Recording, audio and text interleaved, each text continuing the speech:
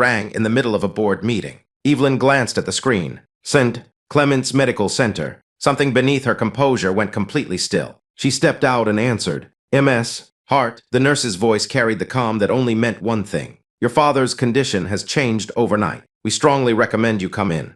I'll be there in 20 minutes, Evelyn said. She was in her car before anyone in the boardroom had time to ask questions. Her father had been battling a heart condition for 2 years. She had always told herself that meant she still had time to sit with him longer, to say the things that kept getting pushed to next week, to close the quiet distance that had always existed between them. Stable meant time. She had believed that completely. She walked straight to room 412 without stopping at the nurse's station. She knew the floor. She knew the number. She pushed open the door, and her feet stopped moving. Her father lay pale and still against the white pillow, the monitors beside him keeping their quiet, mechanical rhythm. But it wasn't his stillness that stopped her. It was the man in the chair beside the bed. A black man she had never seen before, wearing a worn gray jacket, both hands wrapped around her father's as though holding on for both of them. Beside him sat a young boy, a sketchbook pressed against his chest, his eyes resting on Richard's face with a silence so complete it felt like it had always been there. Evelyn stood frozen in the doorway. Who was this man? What had her father been keeping from her, and for how long? Stories like this one rarely make headlines, but they are the ones that stay with you longest. If you believe in the quiet ways people love each other, subscribe to the channel and turn on notifications so you never miss a story that matters. Now let's go back to the beginning. Evelyn Hart had built her life around one principle. That clarity was a form of kindness. Know what you want. Know what it costs. Don't make people guess. She had run Hart and Coal Capital for 7 years.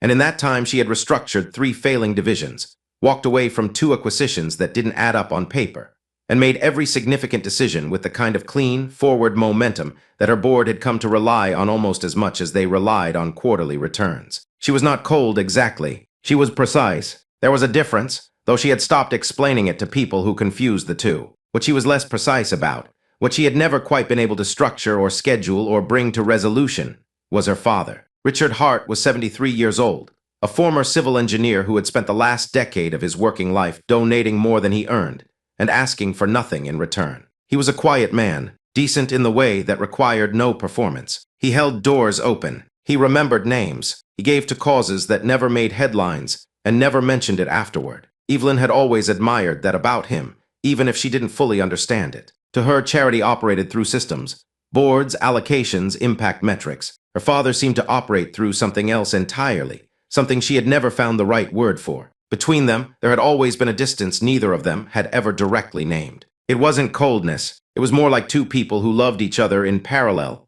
present, consistent, but somehow never quite arriving at the same place at the same time. They spoke on the phone every Sunday. She sent flowers on his birthday. He came to her office once, looked around at the clean lines and floor-to-ceiling windows and said only, "You've worked hard for this," in a tone she still hadn't entirely decoded. She visited the hospital when his heart condition first surfaced 2 years ago, stayed for 2 hours, and left because there was a Tokyo call she couldn't move. She had told herself she would make up for it. Later, when things slowed down, when the timing was better, that was the lie she had been living inside, quietly and without examining it too closely. Richard, for his part, had never complained. He never pushed, never guilted, never asked for more than she offered. He went to his appointments alone and checked himself in alone when things got worse.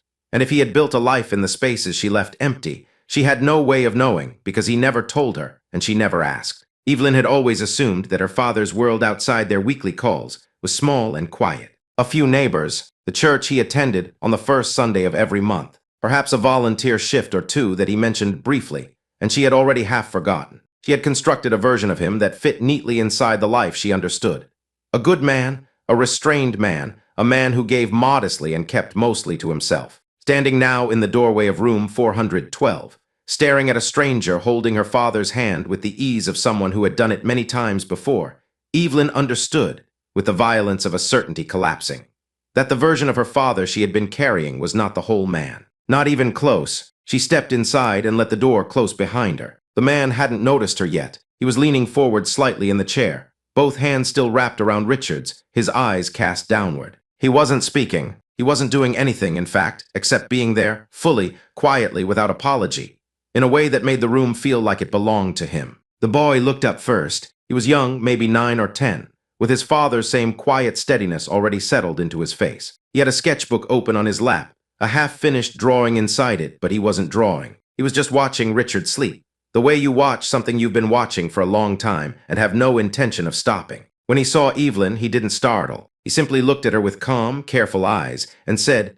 in the unhurried voice of a child who doesn't yet know how much words can cost, "He talks about you a lot. He says you're always really busy, not an accusation. Just a fact, stated with the complete neutrality of someone who had absorbed it as part of the world's natural order. The way a child accepts weather, or distance, or the quiet things adults carry around without explaining. That was what made it unbearable. If the boy had meant it as a criticism, Evelyn could have deflected it. If the man beside her father had been hostile, she could have matched him. But this, a child offering her the most honest thing in the room, without realizing it was also the most painful, she had no defense for. The man finally looked up. He was in his mid-30s, broad-shouldered, with a tiredness in his face that had nothing to do with sleep. When he saw her, something shifted in his expression. Recognition, maybe, or the composure of someone bracing for what comes next. He started to rise from the chair. "You must be Evelyn," he said. Let go of his hand. Her voice came out flat and sharp at the same time, the way a blade sounds when it first hits something hard. The man stopped. The boy went still. "Excuse me," he said carefully. "I said let go of his hand." Evelyn took 2 steps into the room. "I don't know who you are or how you got in here, but that is my father, and I would like you to step away from him."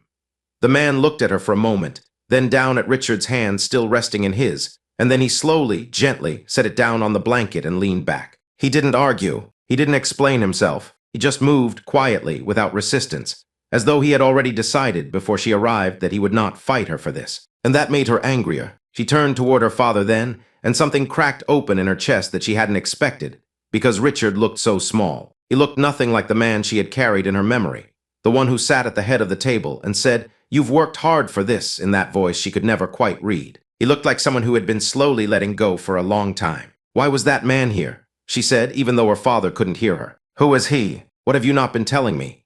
The monitors answered with their steady, indifferent rhythm. Evelyn pressed 2 fingers against the edge of the bed frame and held on, because somewhere beneath her anger, underneath all of it, was a fear she wasn't ready to say out loud yet. That she had been absent so long, her father had simply found someone else to hold on to. She didn't hear him stir at first. The sound was small, a dry, effortful exhale, the kind that takes everything a body has left. Evelyn turned from the window and saw her father's eyes trying to open, the lids fluttering against the light like something that had been closed a very long time. "Dad," she was at the bedside in 2 steps, her hand finding his. "Dad, I'm here. I'm right here." Richard's eyes opened partway. They found her slowly, the way sight returns after a long darkness. His lips moved without sound at first, then barely above a whisper. "Evie." She hadn't been called that in years. The sound of it did something to her throat. "Don't try to talk," she said. "Just rest. I'm not going anywhere."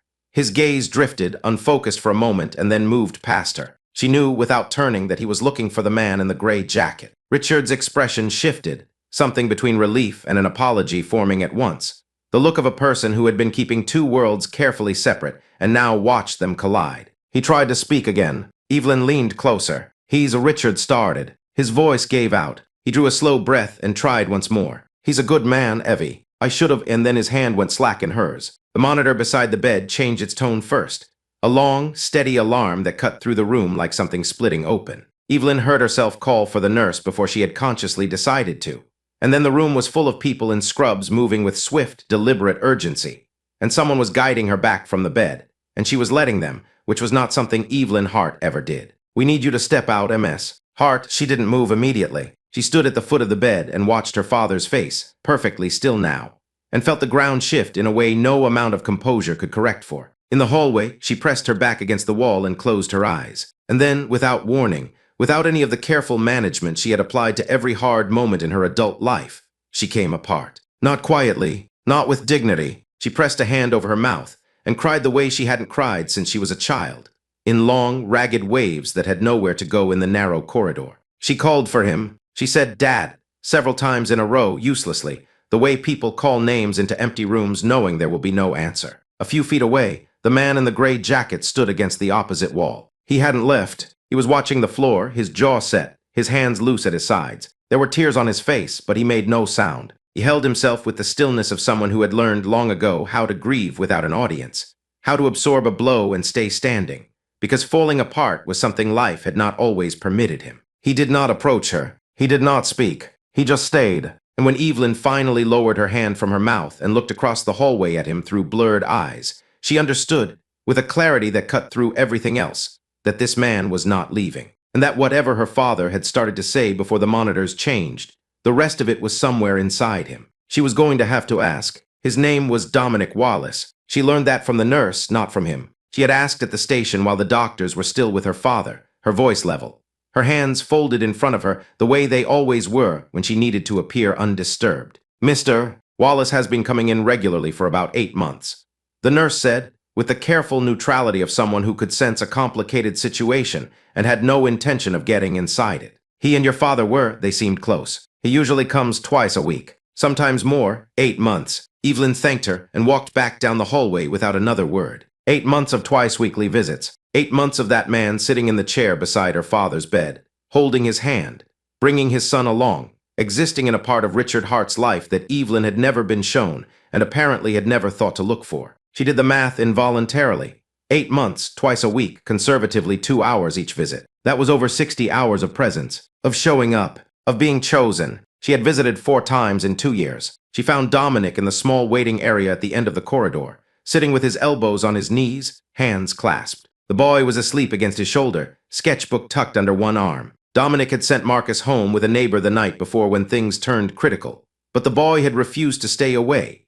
He showed up again at the hospital entrance before 7 in the morning, sketchbook in hand, and Dominic hadn't had the heart to turn him around. The overhead light was too bright, and the chairs were the kind that were never comfortable. And Dominic looked like a man who had sat in worse places and waded through harder things and had simply learned to be still inside all of it. He looked up when she stopped in front of him. Evelyn didn't sit. She stood with her arms crossed, not aggressively, but in the way of someone who needed something to hold onto and had only themselves available. 8 months, she said. The nurse told me you've been coming here for 8 months. That's right, Dominic said. My father never mentioned you. No, he said. I don't think he knew how to bring it up. She waited for more. He didn't offer it. That was the thing about Dominic Wallace that kept catching her off guard.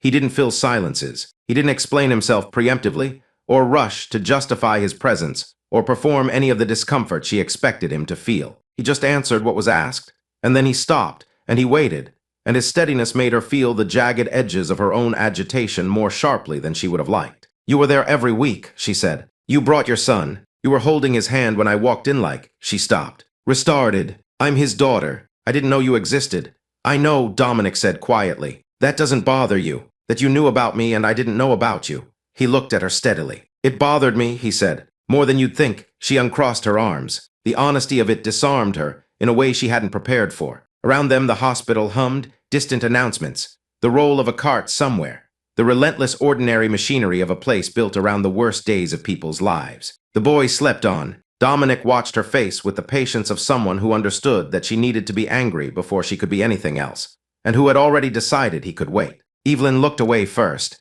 It was the most unsettling thing that had happened to her all day. She went through the files that night. Her father's personal documents had been kept in a manila folder the hospital gave her along with his effects. Insurance cards, a living will, a list of medications in his handwriting. But there was also a folded packet of papers she didn't recognize. And when she opened it at the kitchen table of his apartment past midnight, she stopped breathing for a moment. It was the financial record of a community fund. 12 years of it. She had known about the fund in the abstract way she knew about most of her father's charitable activity.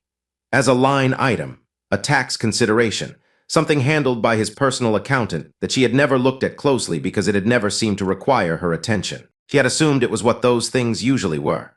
A respectable donation to a respectable organization, the kind of giving that required a signature once a year and nothing more. She was wrong. The fund wasn't a donation. It was an operation. 12 years of direct support to families in housing crisis, to men coming out of incarceration with nowhere to go, to single parents one missed paycheck away from losing everything. The records were meticulous, not in the language of a corporate philanthropy report, but in the specific, granular detail of someone who knew every name, every case, every outcome. Rental assistance approved. Job placement confirmed, medical bill covered, child enrolled in school, and running through the last 4 years of it, listed not as a recipient but as a coordinator, was the same name. Dominic Wallace. She sat with that for a long time. She pulled everything she could find after that. Emails her father had printed and kept, a letter of thanks from a shelter director, a handwritten note on lined paper that said only, Because of you, we kept the lights on. The picture that assembled itself was nothing like the one she had been carrying. Her father hadn't written checks from a distance. He had built something, slowly, without announcement, without ever once using it to add luster to the Hart name. He had found people who were falling and created the conditions under which they might stand back up, in a way that gave them agency rather than obligation. No press releases, no galas, no named wings of buildings, just the quiet, sustained work of someone who believed that a door held open at the right moment could change the entire direction of a life. And Dominic Wallace was not a recipient of that work. He had become the person who carried it forward, who knew the families, made the calls, sat across from people in crisis and said, "Here is what we can do," with the authority of someone who had once sat in that same chair himself. Evelyn set the papers down and looked at the wall. She had walked into that hospital room and seen a stranger holding her father's hand, and she had felt invaded, displaced, wronged. She had built her anger on the assumption that she understood who Richard Hart was and what his life contained, and that this man had inserted himself into something that didn't belong to him. But the man holding her father's hand hadn't stolen anything.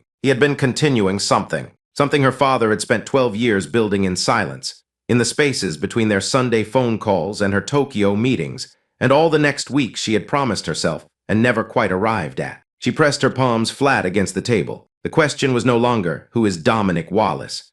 The question, the one that sat in her chest like something with real weight, was far simpler and far worse. Who exactly had her father been? And how much had she missed? She found him the next morning in the same waiting area, in the same chair, with a paper coffee cup going cold beside him. His son wasn't with him today. He looked like he hadn't slept. Evelyn sat down across from him for the first time. "I went through my father's files last night," she said. "The community fund. 12 years of records. Your name is in the last 4. Dominic nodded slowly. "He asked me to help run it, after I got back on my feet. You were one of the people he helped." "Yes, and then you became the one doing the helping."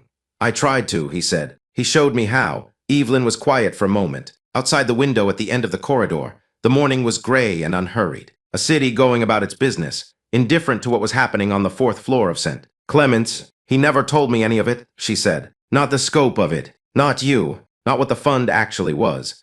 She kept her voice even, but there was something underneath it she couldn't fully compress. "He trusted you with all of that. He trusted you enough to bring you inside it. And he never said a word to me." Dominic looked at the floor. Something in his posture shifted, not defensiveness, but the heaviness of someone arriving at a truth they had been postponing. "That's partly on me," he said. She looked at him. "The first time I came to visit him here," Dominic continued, "he had a photo of you on the table by the bed. He talked about you for almost an hour. Smart, driven, built something from nothing." He paused, but the way he talked, I could hear it. The distance, the way two people can love each other and still somehow keep missing.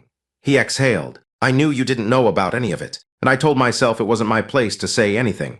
"It wasn't," Evelyn said. "No," he agreed, "but I think I also told myself that because it was easier. Because walking into that conversation meant walking into something I didn't know how to carry."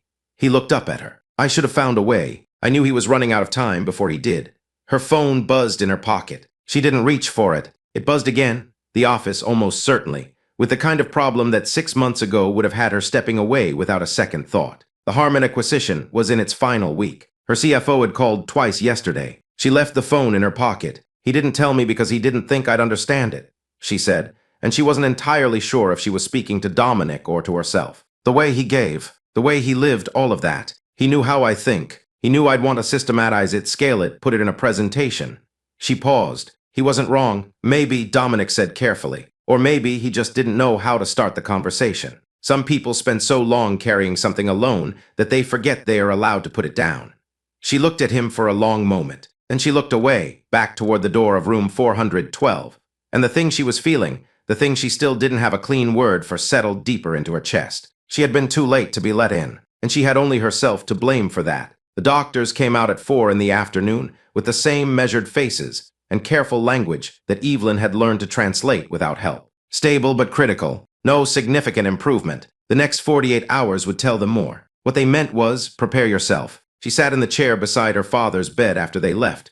The room dimmed to its evening quiet, and for a long time she said nothing at all. She held his hand the way the man in the gray jacket had held it, not performing anything, not trying to communicate across the silence, just holding on. It was the most honest thing she had done in years, and she knew it, and it broke something open in her that she didn't try to close. Dominic came in after a while. He stood near the door, not intruding. You don't have to stay, Evelyn said. I know, he said, and he came and sat in the chair on the other side of the bed. They stayed like that for a while, the two of them on opposite sides of her father, the monitors keeping their steady count, the city going dark outside the window. It was Evelyn who spoke first. Tell me how it started, she said. You and him, and Dominic told her. He had been 30 years old, 2 months out of a job he'd lost when the company folded, behind on rent, raising his son alone after his son's mother left. He wasn't looking for charity. He wasn't looking for anything, except a way to get from that month to the next without losing the apartment. He had walked into a community resource center that Richard's fund supported, expecting forms and waiting lists, and the cold efficiency of being processed rather than helped. Instead, an old man in a plain jacket had sat across from him and asked him what he was good at. Not what he needed, what he was good at. Like that was the part that mattered. I didn't know what to do with that question, Dominic said. Nobody had asked me that in a long time. He paused. The room was very quiet. My father left when I was 7, he said. I don't say that for sympathy. I say it because it's the thing that explains most of the rest of it. When you grow up without someone to show you what a man is supposed to look like, how he's supposed to carry himself, how he treats people, how he stays, you spend a lot of years figuring it out by trial and error. Mostly error. He looked at Richard's still face. Your father didn't replace mine. That's not what it was, but he was the first person who made me understand that a man could help someone without diminishing them, that you could hold a door open for someone and let them walk through it on their own 2 feet. Evelyn listened without moving. He saw something in me before I could see it myself, Dominic said, and when I tried to thank him for it, he told me the only thanks he wanted was for me to do the same for someone else someday. He was quiet for a moment. That's all the fund ever was, just that repeated as many times as possible. The silence that followed was different from all the ones before it. Evelyn looked at her father's face, the lines of it, the stillness, the 73 years of a life she had understood only in outline, and felt the full weight of everything she had not asked, had not stayed for, had not made time to know. If he didn't wake up, she would carry this for the rest of her life. Not grief exactly, but something sharper. The ache of understanding arriving too late to be of any use. She had been so certain she still had time. She stayed through the night. It was the first time in 2 years she had stayed past visiting hours, past the point where there was anything productive to do, past the point where being there served any practical function at all. She stayed because leaving felt like something she couldn't do anymore, like a door she had finally noticed, and was terrified to walk away from in case it closed behind her for good. Around 2 in the morning, the floor went fully quiet. The nurses moved like shadows. The lights in the hallway dimmed to their nighttime level. Dominic had taken his son home earlier that evening, but had come back. She hadn't heard him return, had only looked up at some point and found him in the chair across the room, awake, watching the window. She didn't ask him to leave. The thing she kept returning to was the moment in the doorway. That first moment, when she had stepped into the room and seen him there, and something in her had gone hard and cold and certain. She had looked at a man she didn't know sitting beside her father and felt violated, as though he had taken something that belonged to her. She had told him to let go. She had said it the way she said things in boardrooms when a decision had already been made. Flatly, finally, with no space left for discussion. Now she sat in the room knowing that in that moment, she had misdirected every volt of pain she was carrying. The years of distance, the Sunday calls that never went deep enough, the Tokyo meeting she had chosen over 2 hours in this room, and aimed it at the only person present who had actually shown up consistently. Dominic had not taken anything from her. She had left a space, and he had stood in it. That was not the same thing. I've been trying to understand something, she said quietly into the dark. Dominic turned from the window. My father and I talked every week for years, she said. He knew my board members' names. He asked about my deals. He listened. He was present in all the ways I understood presence to mean. She paused, and I told myself that was enough. That we were close, that the distance between us was just how we were. She looked at her father's face. But close isn't the same as known, is it? It wasn't a question, really. Dominic didn't treat it as one. He simply said, no, it isn't. I've known his phone number for 40 years, she said. I didn't know what made him get up in the morning. The monitor kept its count. Outside, somewhere below, a car moved through the empty street and disappeared. Evelyn pressed the back of her hand against her mouth, not to stop herself from crying. She was past managing that, but the way people do when they are trying to hold something together long enough to finish saying it. I was so sure I still had time, she said. I kept thinking next month. After this quarter, when things slowed down, I kept moving it forward like it was a meeting I could reschedule. Her voice didn't break exactly. It just thinned, and now I'm sitting here and I don't know if he can hear me, and I never said any of it. Dominic said nothing. He didn't offer reassurance or perspective, or anything that would have required her to set down what she was carrying before she was ready. He just stayed exactly where he was, present in the way she was only now learning to recognize as its own form of care. She apologized just before dawn, not with preamble, not with the careful framing she applied to difficult conversations in professional settings, just directly the way it needed to be said. "I was cruel to you when I walked in," she said. "I had no idea who you were or what you meant to him, and I treated you like a problem to be removed. That was wrong. I'm sorry." Dominic looked at her steadily. Then he gave a single, slow nod, not minimizing it, not inflating it, just receiving it. "You were scared," he said. "Scared people aim at whatever's closest. That's not an excuse." "No," he agreed, "but it's a reason. There's a difference." The morning came in slowly through the window, gray at first and then pale gold. A nurse came in to check the monitors, made a small notation, left without disturbing the quiet. Richard lay unchanged, his breathing shallow but even, his face carrying the stillness of someone navigating something the rest of them couldn't follow. It was the nurse who mentioned the facility. "Your father was very devoted to that place," she said, almost in passing while adjusting the Roman 4 line. "Brightwood, the children's home over on Ardmore Avenue. He talked about it often." Evelyn looked up. "What did he say about it?" The nurse paused, sensing she had opened something. "He said it was his favorite place to visit. Quiet, he'd sit with the staff for hours." She smiled slightly. "He talked about his daughter quite a bit when he was there. Said the home was partly in her name." Evelyn drove to Brightwood that afternoon. It was a narrow 3-story building on a residential block, clean and unpretentious, with a small yard in the back where 2 children were running circles around a woman trying to rake leaves. A hand-painted sign above the door read Brightwood Children's Home in faded blue letters. Nothing about it announced itself. It looked like exactly what it was. A place that had been quietly kept going by people who cared more about the work than the recognition. The director, a woman named Patricia, met her in the front room. When Evelyn said her name, something warm moved across Patricia's face. "Evelyn Hart," she said. "He told me you'd come someday. He was very sure about that." "What did he tell you?" Evelyn asked. Patricia took her time answering, the way people do when they want to get it exactly right. "He came in every few weeks," she said. "Always alone, always quiet. He'd sit in the common room and talk with whoever wanted to talk. He never made a big thing of the donations, wouldn't hear of his name on anything." She paused. "But the fund he set up, he registered it in your name. Said you had more courage than you knew what to do with yet. That he hoped one day you'd find a place like this and understand what he meant." She led Evelyn down a short hallway and showed her a framed photo on the wall. Richard, younger than she'd seen him in years, sitting at a low table with 2 small children, all 3 of them looking at something outside the frame. He was laughing. Evelyn had not seen her father laugh like that in a very long time. "He talked about you every visit," Patricia said gently. "How hard you worked, how much you'd built. He wasn't sad when he said it. He was proud. She paused, he wished he'd known how to tell you directly.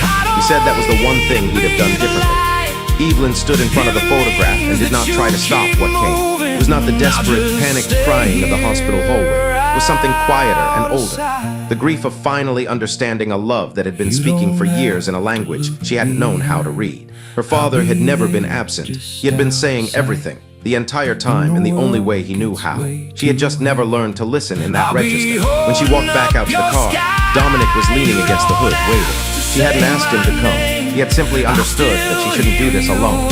She stood beside him for a moment without speaking. Then she said, "He built me a place to land, and he never told me it was there." Dominic didn't answer right away. When he did, his voice was quiet. "That's what he did," he said. "For a lot of people. He built the landing and then he stepped back and waited."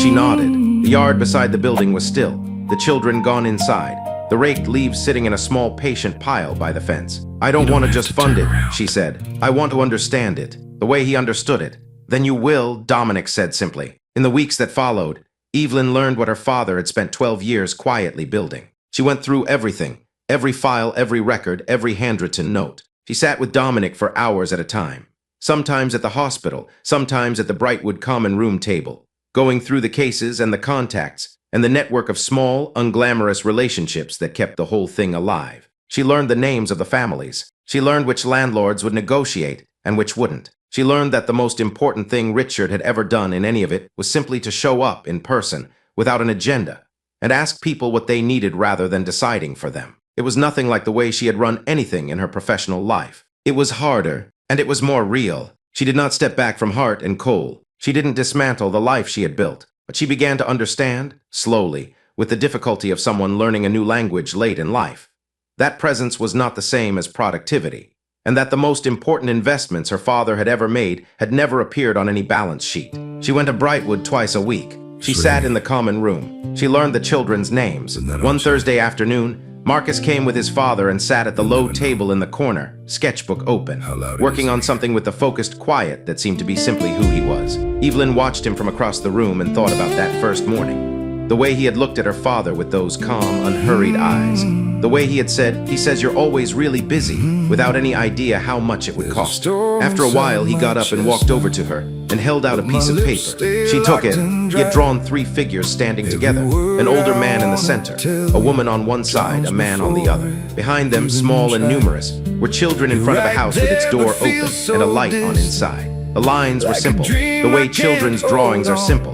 But there was something in the composition, the open door, the light. The figures turned slightly toward each other, that landed with the quiet precision of something true. Evelyn looked at it for a long time. "Thank you, Marcus," she said. He nodded seriously and went back to his table. She folded the drawing carefully and put it in her jacket pocket. That evening she went back to the hospital alone. Room 412 was the same as it had always been. The same monitors, the same pale light, the same mechanical rhythm that had become, over these weeks, a sound she associated with her father's continued presence in the world. She pulled the chair close and sat the way she had learned to sit, not waiting for something to happen, not bracing against it. Just there, she took his hand. Outside the window, the city was moving through its ordinary evening. Lights coming on in windows, traffic thinning, the sky going from blue to the deep charcoal gray that preceded full dark. The world doing what the world does, continuous and indifferent. Richard Hart lay still. His breathing was shallow. The monitors kept their count. The doctors had stopped offering timelines, which was its own kind of answer. Evelyn held his hand and thought about open doors and lights left on, and all the things a person could say without ever finding the words. She thought about how long she had believed that love was something you announced, and how long it had taken her to understand that her father had been announcing it every day of her life, in a language she had only just learned to read. She didn't know if he could hear her. She chose to believe he could. "I found it, Dad," she said quietly. "Everything you left for me. I found it." The monitor kept its steady, patient rhythm. Richard did not stir, but she stayed. Some fathers never say, "I love you," in the ways we expect. They say it in the doors they quietly hold open, in the names they write on funds that will outlast them, in the places they build and leave behind, hoping that one day, the people they love most will find their way there. And some of us spend years moving too fast to notice. If this story made you think of someone, a parent, a person who gave more than they ever said out loud, maybe that's the reminder you needed today. To slow down, to ask the questions you've been putting off, to show up before you've run out of time. Because the people who love us most aren't always the loudest ones in the room. If stories like this one mean something to you, subscribe to the channel and turn on notifications. Every story we share is about the quiet, human moments that remind us what actually matters. We'll see you in the next one. Total word count, approximately 163 words.